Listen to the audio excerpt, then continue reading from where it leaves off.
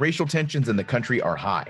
Should we consider changing the names of military bases that were named after Confederate generals? That's what we're talking about on this episode of The Back Brief.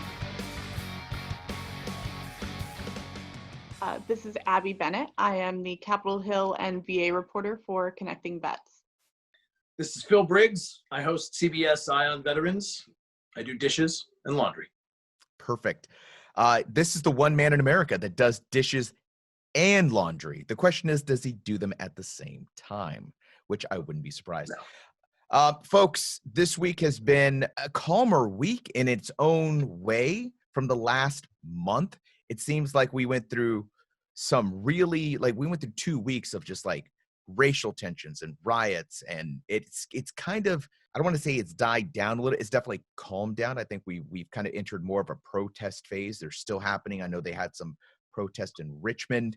From the veteran side, we've also seen a lot of folks that have come out of the woodwork to talk about their side politically, whether it's the left or the right. Both of you are well connected in the social media sphere. How have you been handling the very stark politicization, if you will, of George Floyd's death? So in the last couple of weeks, we've seen some military leaders and veteran leaders come out and really take their stance on the issue. We've had those that have come out against, monument tagging and things like that. We've had those that have spoken out specifically about racial injustices. We've had those that have specifically said the phrase Black Lives Matter. And we've also had military leaders come out about the politicization of the military itself, but also the military's role when it comes to civil unrest. Obviously, that really came to a head in DC, but also in other areas where, we've had the National Guard activated for missions that maybe this generation of Guard is not familiar with or used to, certainly. It's really different to go from, humanitarian efforts for hurricanes and wildfires and earthquakes to suddenly, trying to walk the streets of maybe your own hometown and stand on the other side of a line against, your neighbors and in some cases even your family members. So there's been a lot of sort of division, I think, but there's also been an enormous amount of support that I've seen on social. A lot of military leaders maybe you wouldn't expect to speak about things like this. Obviously, having someone like former Secretary of Defense Jim Mattis come out and talk about how he feels about the situation was a huge deal. And so I think everybody feels a little bit differently about those statements. And, that's what's great about this country is that everybody can feel differently about it and voice those opinions online or wherever they choose to, and have those difficult conversations and really sort of start that dialogue. And, it gets ugly and uncomfortable, but I think that that's something that we're starting to recognize more and more, that it's important for us to get through that ugliness and discomfort and get at sort of the root of some of these issues. And I think the veteran community and the military community have begun to do that in the last few weeks. Phil, you and I have had very in-depth discussions before this whole COVID thing took us out of being in the same workplace. We used to talk a lot about politics. We talk about the racial divide that kind of exists inside of our political spectrum. It seems like people of color kind of side with one end of the political spectrum more than the other. Since BLM has really taken off due to the George Floyd death, what's your perspective? Has it changed? Has it become different? Where do you sit on some of these issues we had talked about before? Yeah, fascinating and sad, kind of at the same time. I'll start by saying it's a rough week to be a statue. I mean, if you're a bronze statue from the South, you're getting graffitied, you're getting torn down, you're going to get thrown into a river somewhere, defiled, defaced. It's not good. And we're seeing all that bubble up because of, the aforementioned unrest. I don't know what to think. I know we need to get past racism. I know that's uncool and is never good and has probably been under the surface, since South Central. the early 90s, and the whole Rodney King, episode.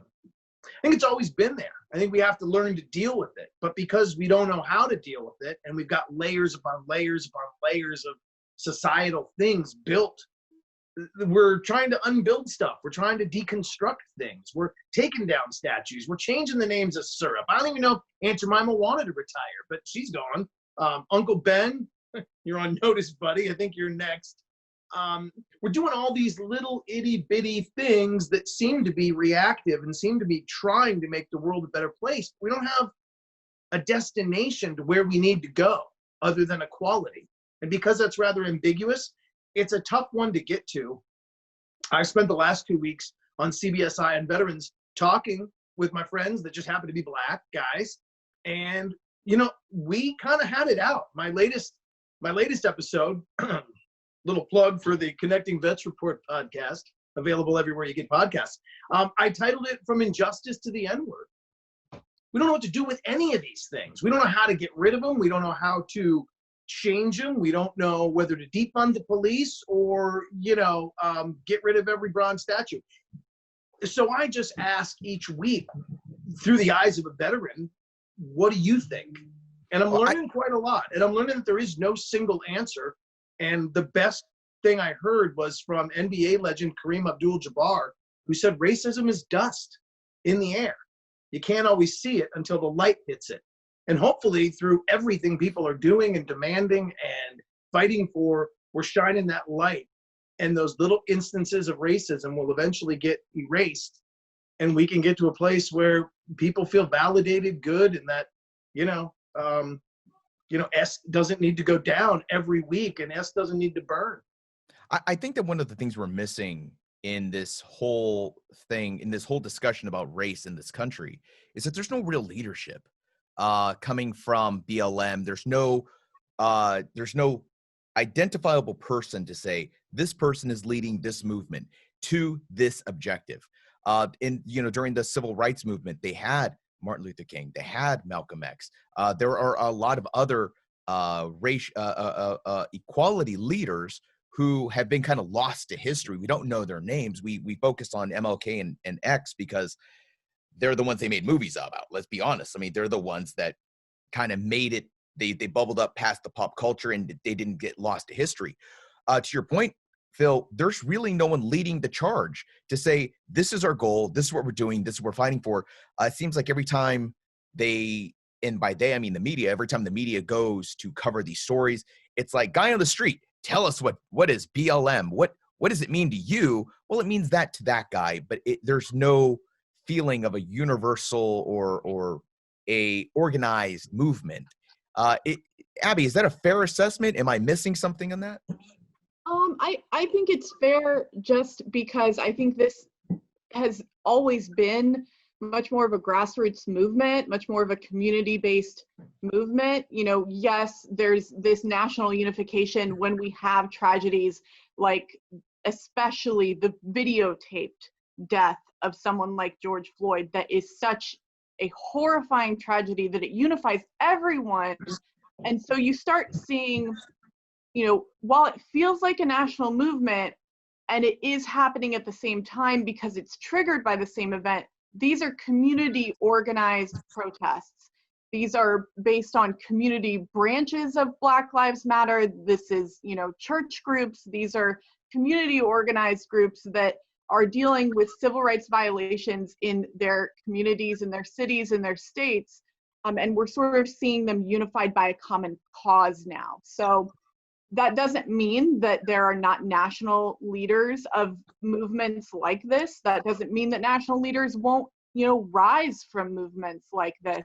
But certainly when you are out reporting on protests, you're not typically going to run into a leader of a particular, protest or event like that, because it's one of those things, especially now in the age of social media and the internet. It's so easy to put the word out, hey, we want to go and demonstrate, we want to go protest, we want to meet here. And then people just show up, and it's a very sort of organic type thing. Whether that's right or wrong, or whether that's the most effective way to communicate that message is totally up for interpretation and up for debate. You know, would that movement be stronger with a centralized leader? We don't know. But right now, these protests are the sort of child of the reactions to that tragedy and to the background of that tragedy, which is a history of unrest and racial injustice in the United States that has continued since the civil rights movement in many ways. And so while we may not have figures like Martin Luther King Jr. or Malcolm X at this moment in time that we think of that way, that doesn't mean that it won't happen. And that doesn't mean that those people don't exist and aren't working for the cause right now. And, you know, 40 years from now, we won't be watching movies about them. Phil, when we have talked in the past, one of some of the discussions we had were around the idea of identity, how you identify yourself. And as veterans, we have a tendency to identify ourselves first and foremost as veterans. What we're seeing today is a lot more, I am a Black veteran, I am a Latino veteran. Very few people will ever come forward and say, I'm a white veteran. And that dichotomy has become part of the conversation. Is it okay to call yourself a white veteran if other people are calling themselves Black veterans? But this kind of comes back down to how the word veteran has become part of the political rhetoric, has become part of this idea that veterans shouldn't be BLM. They should not believe in BLM, or they should always protect the police, that a veteran has to fall somewhere on this political spectrum. Should we? Do we fall on a political spectrum as veterans? Hell no. No, we're as individual as, you know, the nose on our face, man. We are a multifaceted group that is the product of all of our environments. And I don't think we should be compartmentalized, whether it's politically or socially or musically. I mean, could you imagine that? You're a veteran, you have to like marching band music. What? Like, that sucks. I don't want to hear John Philip Sousa and a tuba. I want to hear Hendrix rip it up. I mean, we got to start accepting the fact that it's okay to be different, and it's okay to be in a compartment, and it's okay to be a Black guy and a white guy and a Hispanic guy and an Abbie and a Phil. And if you identify as a squirrel, I don't care. We got to be okay with that. We have to be okay with our differences. And I think, to the earlier point, I think it's one of the problems. It's not that we lack a leader. It's that this whole movement lacks an outcome. Racism, get rid of it. Get rid of assholes. I don't know if I can say that on this show, but I mean, you just did. We're good. Okay, cool. Get rid of people that think the wrong way. And that's a much longer game than just let's make a law. You have to get rid of a kind of thinking. And it's going to come with a lot of baby steps. It's going to come with Juneteenth being recognized. It's going to come with a lot of different things that mean a lot of different things to different people. But I just caught hell this week from a guy on the Twitter feed saying, I don't like your interview because one Black guy doesn't speak for all of us. And I was like, I just tweeted it out because I liked what he spoke with me. I liked my interview with Ray Lott, the Marine rapper. You can hear the whole thing at connectingvets.com right there in the podcast section. I put that out there, and he came back at me like, well, he doesn't speak for all of us. I'm like, dude, first of all, we can't even does. Like, we can't disagree from Jump Street just because I'm having a conversation, bro. And but I think that's interesting because that's interesting because and I'm going to cut you off there just for a moment there, because I think that what we find in the veteran community is that people in the veteran community have a tendency to stand up and say, I speak for veterans. I speak for what we believe as veterans. And we believe that you should not be able to desecrate the flag, and you should not be against the police, and you should not feel this way about, gays or transgenders. This is what we believe in. I think that gentleman's point, yes, you did talk to one Black guy, and he does not represent all Black folks. But in that same respect, I think a lot of veterans kind of miss the point that we might be misrepresented in some ways. Do you ever feel like veterans are being misrepresented by the more vocal veterans in the same way that Blacks and whites might be represented in a different way due to the more vocal folks. Abbie, Oh, yeah. Yeah, in fact, I think it's an easy group to pick up and try to speak for. I mean, White House press secretary just said something about renaming a bases can't happen because that's the last place a veteran saw, and that's the last piece of America he saw, and he holds that holy in his heart. I left Norfolk Naval Base, and I didn't care. I didn't hold Norfolk holy in my heart. Does anybody hold Fort Polk holy in their heart? I want to yeah, know. I mean, I want to know if somebody listening to this holds Fort Polk holy in their heart.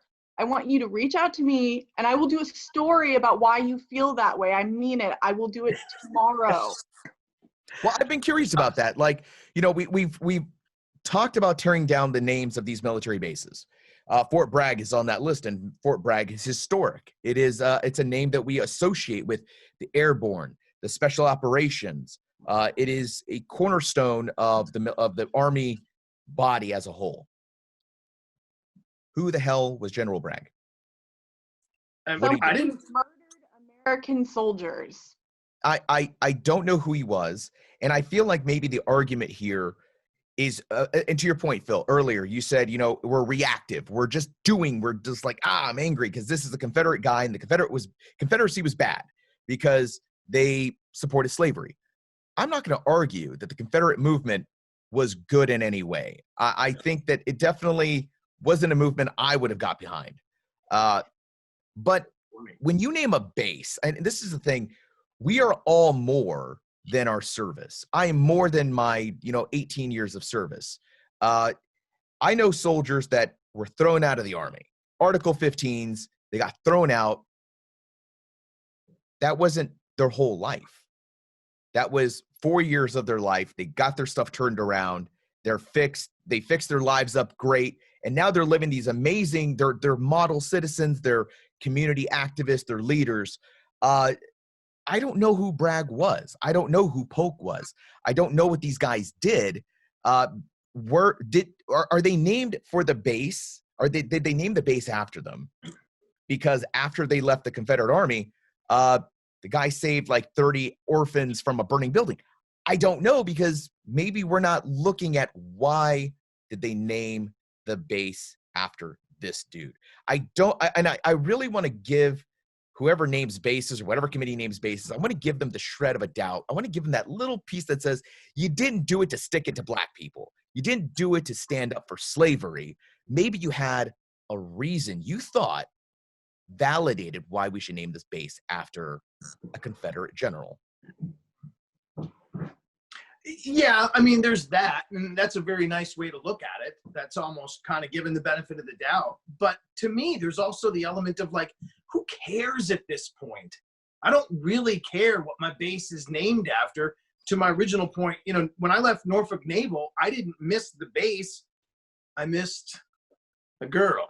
I missed that cold beer at Worrell Brothers. I missed surfing at 17th Street Pier. I missed another girl and another. Anyways, there was a lot of that going on. That's really what I cared about it. I mean, I think that's where a lot of vets are coming from is, first of all, a lot of them don't know who the bases are named after. I mean, I can tell you right now that I lived at Bragg or right outside of it for many, many years. I still have family there. And I didn't know until just a few years ago who Bragg was. But along with that comes, okay, so if you didn't know or you don't care, which is totally valid, then would it be so bad that for the people who do care, for the people who maybe, it hurts to be stationed and have memories at a base named for someone who maybe didn't ever want them to serve in the military because of what they look like, would it really hurt to rename that base for, a Medal of Honor winner or someone that, we all feel like we could universally, get behind versus somebody who's really polarizing? There are lots of different arguments to this, but I've definitely seen that one.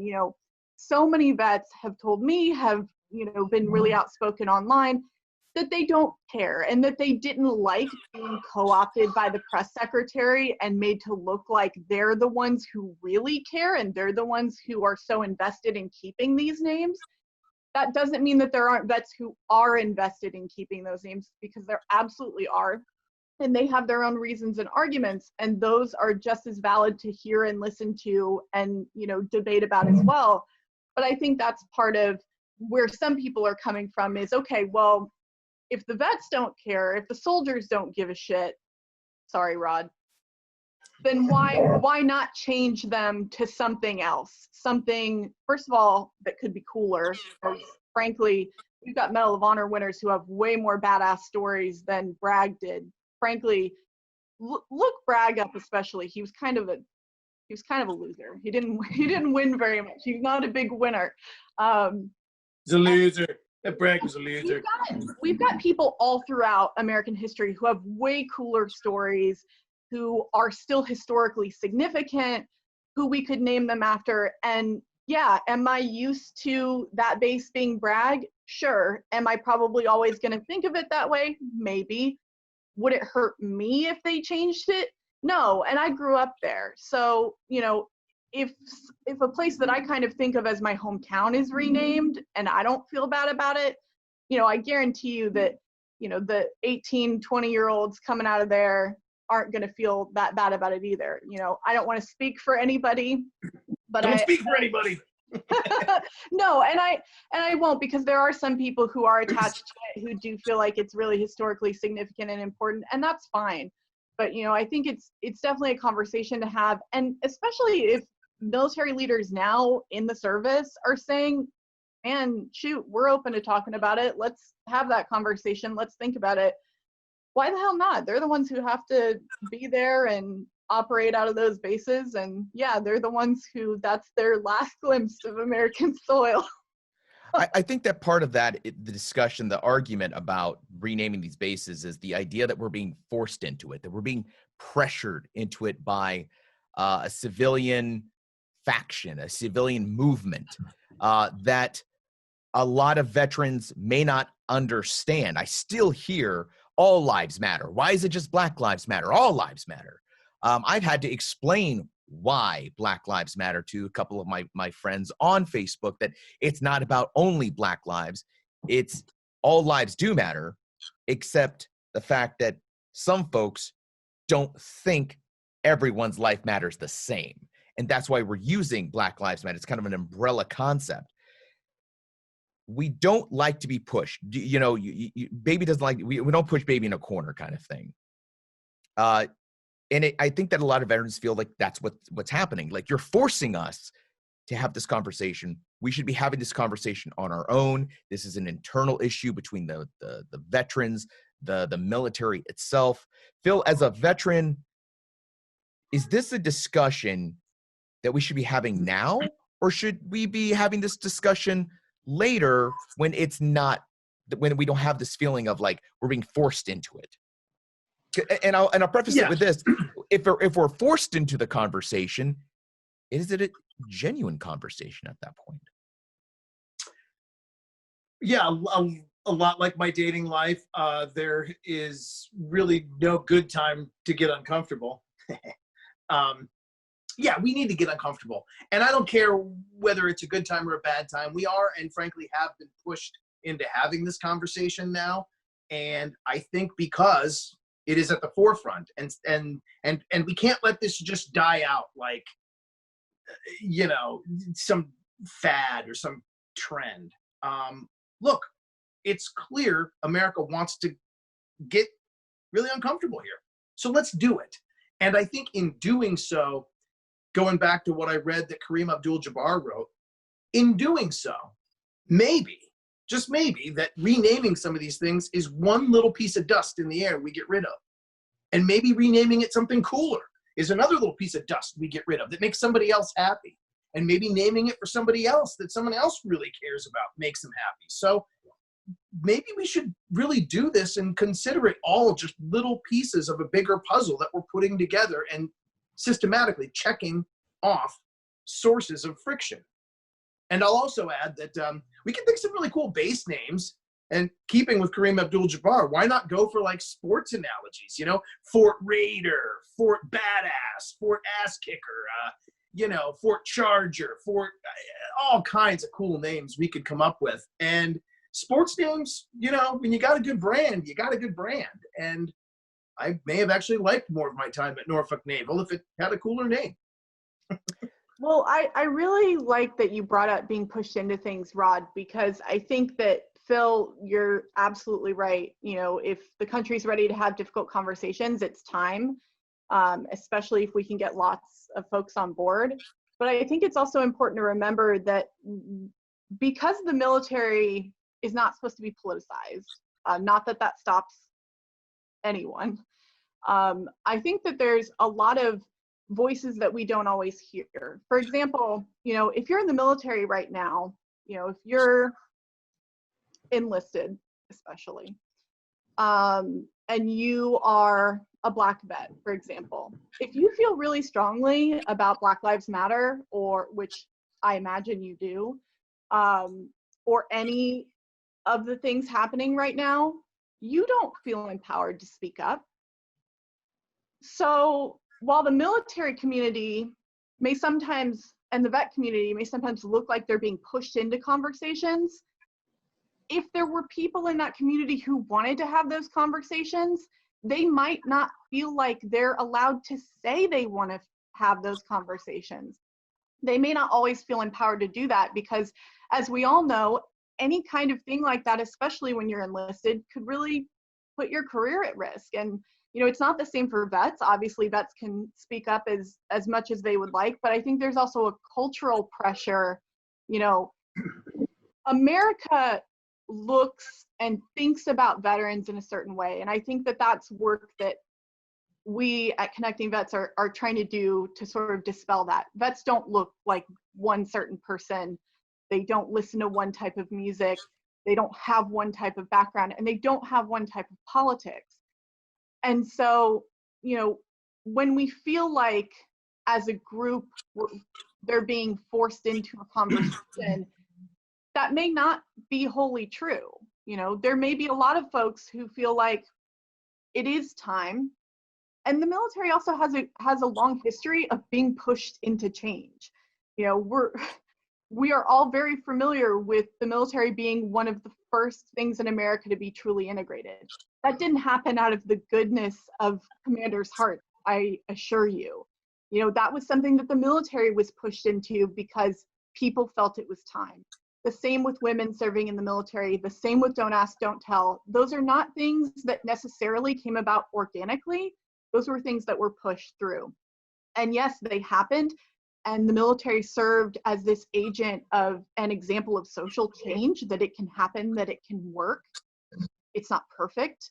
Those years of integration were not the happy situation that I think a lot of our history books like to portray them.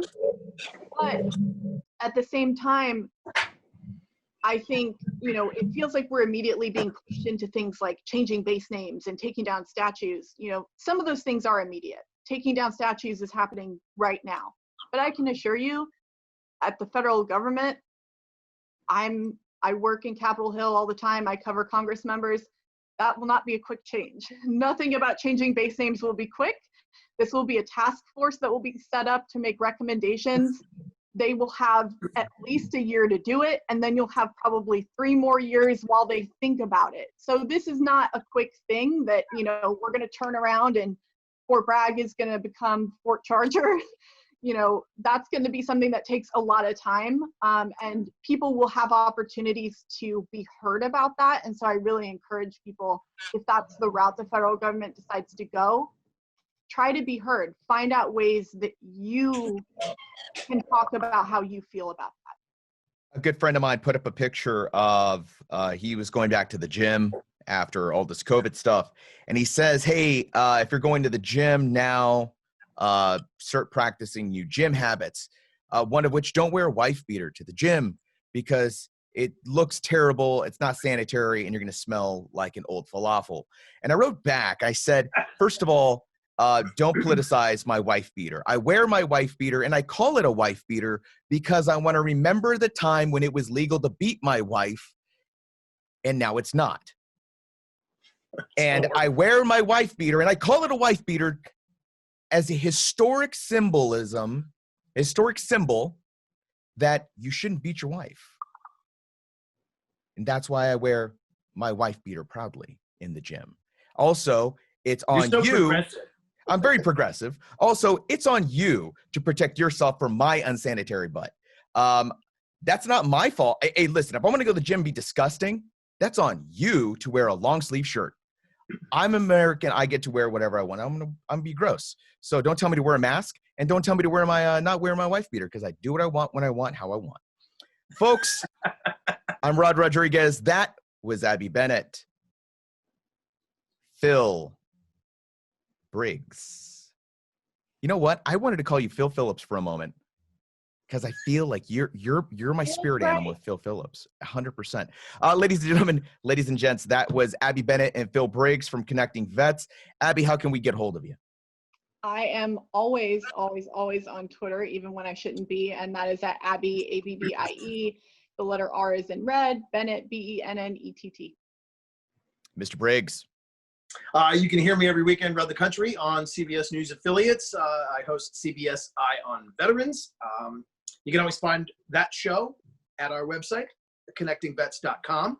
And real quick plug, we are continuing our talk about race in America this weekend, and going to interview an NYPD cop, a career NYPD police sergeant. He wrote the book Brooklyn to Baghdad, and he served in NYPD. Then he actually served and deployed with Special Forces or Special Operations over in Iraq, hunting the guys who were deadly and lethal with those EFPs. He sounded off about racism from the law enforcement perspective, and we got uncomfortable, like the nature of our conversation here. We got really uncomfortable and talked about, are cops racist? Is it woven into the fabric of law enforcement? Are there instances that he's witnessed in the NYPD that he says were wrong? He gets real with me, and the answers are really surprising. It's not what you'd expect, and it was really satisfying to talk to him. We also talked to Abbie about why Jon Stewart is now speaking up again on veterans' behalfs. And if you don't find it at connectingvets.com, you can always follow me on Twitter at PhilBriggsVet. And yes, some of those tweets are from the bathroom. Folks, Connecting Vets, we are not your average veteran show. We are not your average veteran website. We are here for you. We want to interact with you. Leave us some comments. Tell us what you think. Do you agree with us? Do you agree with Phil? Do you think Phil is full of it? And if you honestly hold a base name in your heart as holy, tweet Abbie Bennett and let her know. And she's serious. She's 100%. She will write that story with you. Get your point out there. Get your view out there. Thank you so much for supporting us. And before we go, do you know who PFC Vanessa Guillen is? If you don't, then you need to. She is a Fort Hood soldier. She has been missing. Her family wants her home. If you have any information, call 254-287-2722 or 254-288-1170. Any information will help get this soldier home. This is a complete tragedy, and we wish her family the best. All right, that does it for us, folks. We'll see you at the next episode of The Back Brief.